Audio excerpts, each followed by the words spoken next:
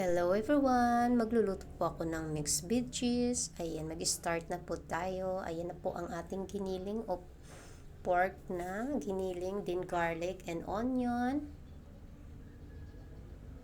So, i-mix lang natin hanggang sa magkaroon siya ng aroma. Then, isama-sama na natin sila.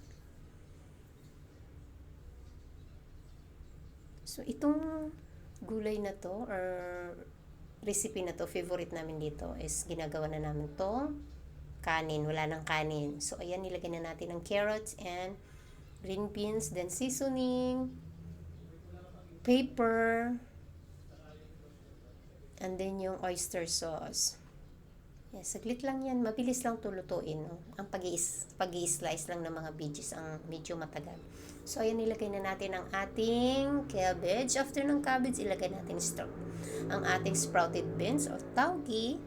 So, halo lang natin siya. Saglit lang naman ang ng taugi. So, mas malutong, mas masarap kainin ang ating veggies pag ganon.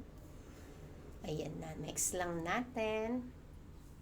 Then after niyan, tikman mo lang kung kulang sa pepper or kulang sa salt, dagdagan mo or seasoning. So, kayo nang bala magdedepende na lang sa panlasa nyo. So, ako kasi niyan, nilalagyan ko po ng peanut. Mas yummy pag may peanut. Ayan. Yan talagang nakasanayan namin, nilalagyan namin ng peanut. Ayan. Mas nag-i-enjoy kami lalo.